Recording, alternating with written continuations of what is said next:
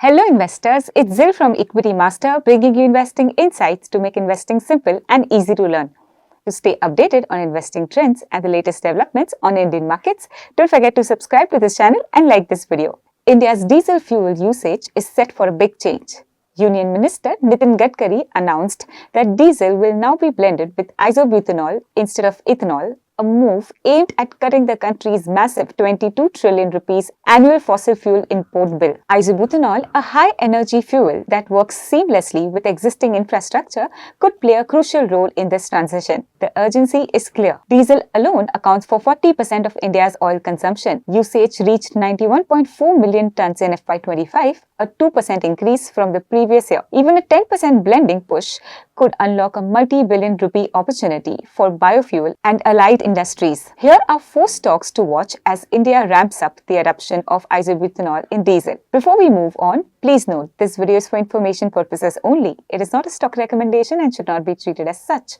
There is no opinion or view on any stock covered herein. With that disclaimer out of our way, let's get started. First on the list is Kirloskar Oil Engines. The company is a flagship company of Kirloskar Group and manufactures diesel engines, diesel generator sets, and diesel, petrol, and kerosene-based pump sets. Through its products, it caters to several industries including nuclear power, agriculture, thermal power, and other industrial sectors. The company in August 2025 introduced new ethanol and isobutanol engine technology for genset applications, described as the first of its kind globally to be evaluated by the Automotive Research Association of India. The engines feature an advanced combustion technology to lower greenhouse gas emissions, compatibility with renewable biofuels such as ethanol and isobutanol, and designed for performance across industrial and commercial applications. With the push to adopt isobutanol for fuel blending, Kirloskar Oil Engines is well positioned. In the past 5 years, the company has delivered strong revenue growth. Its sales and profit have registered a CAGR of 13.4% and net profit growing at a faster pace of 20.4%.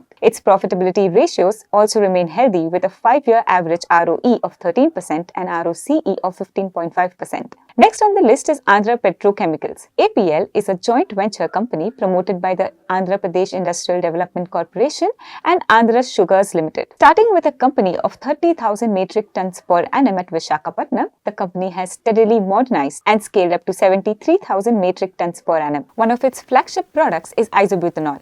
Andhra Petrochemicals ensures quality with its isobutanol meeting global standards, 99% minimum purity, maximum acidity of 0.01%. With these specifications, the company positions its isobutanol as a dependable choice across multiple industries, from solvents and intermediates to energy applications. As India moves towards its biofuel blending goals to cut down its massive fossil fuel import bill, isobutanol is set to find a new and crucial role in the country's fuel mix. This puts Andhra Petrochemicals in a potentially strong position. The company has seen sharp swings in performance over the years. In the last 5 years, its sales and profit have registered a CAGR of 14.7% and net profit growing at a faster pace of 46.1%. Its return ratios are healthy, with a 5-year average ROE of 18.4% and ROCE of 27.6%. Next on the list is BPCL. BPCL is a prominent Indian public sector undertaking in energy sector. It's an integrated refining and oil marketing company, the second largest OMC in India, with a domestic sales volume of 51 million metric tons and a market share of 27.4%. The company is the third largest refiner in the country with a capacity of 35.3 million metric ton, accounting for around 14% of India's overall refining capacity. BPCL also produces isobutanol, a versatile alcohol obtained through carbonylation of propylene. In industrial practice, the hydroformylation method is most commonly used, which generates a mix of isobutyraldehydes that are then hydrogenated into alcohols and separated. With India now turning to isobutanol blending in diesel as a part of its biofuel push, BPCL is strategically positioned to benefit. Its strong refining base, integrated operations, and production capabilities give it an early mover advantage to scale up isobutanol production. In the past 5 years, BPCL has delivered strong revenue growth but faced inconsistent profitability and fluctuating returns. In the last 5 years, its sales and profit have registered a CAGR of 29.5% and net profit growing at a faster pace of 12%. Its profitability ratios also remain healthy,